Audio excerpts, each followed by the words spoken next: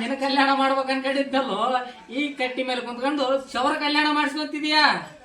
ಆ ನೀಚನಿಗೆ ಮಗನಾಗಿ ಹುಟ್ಟಿದ ಮೇಲೆ ಇಂಥ ಕರ್ಮ ಅನುಭವಿಸ್ಲೇಬೇಕು.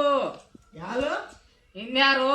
ನಿಮ್ಮಪ್ಪ ಇಂದ ಸೌದೆ ತಂದು ಅದರಲ್ಲಿ ಕಾಪಿ ಮಾಡಿಕೊಂಡು ಕುಡ್ತಾನಲ್ಲ ದುಷ್ಟ ನೀಚ ನಿಮ್ಮಪ್ಪ. ನಿನ್ನ ನಾಮಕರಣಕ್ಕೆ 10 ರೂಪಾಯಿ ಕೊಡ್ತೀನಿ ಅಂತೇಳಿ 1 ರೂಪಾಯಿ ಕೊಟ್ಟು 9 ರೂಪಾಯಿ ಬಾಕಿ ಉಳಿಸ್ಕೊಂಡನ ಅಂತ ಕಂಜೂಸ್ ಚಕ್ರವರ್ತಿ ನಿಮ್ಮಪ್ಪ. ತಾವು ಚಿಕ್ಕೇಶ್ವರ ಮಹಾಪ್ರಭುಗಳು ಜನ್ಮ ಕೊಟ್ಟ ತಂದೆಯಿಂದ ಮಗನಿಗೆ ಕೇಶ ಮುಂಡನ ಮನೋಹರವಾದ ದೃಶ್ಯ. ನಮ್ಮಪ್ಪ ನಂಗಷ್ಟೇ ಇಲ್ಲ, ನಮ್ಮ ಅಮ್ಮಗೂ ತಲೆ ನೋಡಿ ಬಳಸ್ತಿದ್ದ. ರಾಮ ರಾಮ. ಮತ್ತೇನಯ್ಯ, ದಿನ ಕೂದ್ಲೆ ಇದ್ರೆ ಎಣ್ಣೆ ಹಚ್ಬೇಕು, ತಲೆ ಬಾಚ್ಬೇಕು, ಇಲ್ದಿರ ಓಲ ತಂದು ಸಿಗಿಸ್ಬೇಕು. ಹಾಗಾಗಿ ನಾನೇ ತಲೆ ನೋಡ್ ಗೋಳಿಸ್ಬಿಟ್ಟೆ. ಅದೇ ಆ ಮಾತಾಯಿ ಕಣ್ಣು ಮೂಗು ಮುಚ್ಕೊಂಡು ಪಾಟಿ ಕ್ಯಾನಲ್ ಬಿದ್ದು ಸತ್ತೋಗ್ಬಿಟ್ಲು.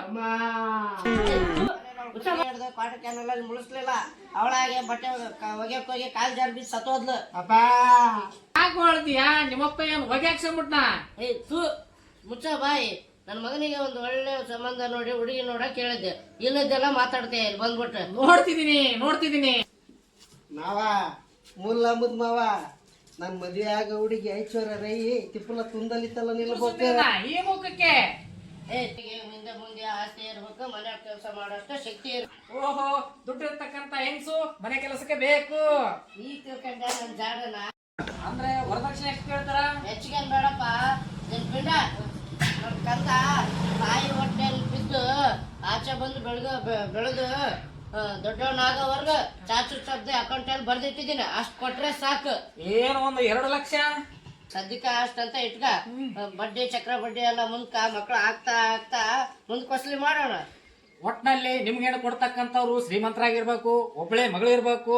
ಇರೋ ಬರಲ್ಲ ಆಸ್ತಿನೆಲ್ಲ ನಿಮ್ಮ ಹೆಸರಿಗೆ ಬರ್ದು ಗೋವಿಂದ ಗೋವಿಂದ ಅಂತ ಹೋಗ್ಬೇಕು. ನಾವು ಈ ಘನ ಕಾರ್ಯವನ್ನು ಏನಾದ್ರೂ ಮಾಡಿ ಕೊಟ್ಟಿದ್ದು ಆದ್ರೆ ಈ ಸಂಭಾವನೆ ಜೊತೆಗೆ ಹಳೆ 9 ರೂಪಾಯಿ ಬಾಕಿನೂ ಸೇರಿಸ್ಕೊಡ್ತೀರಾ?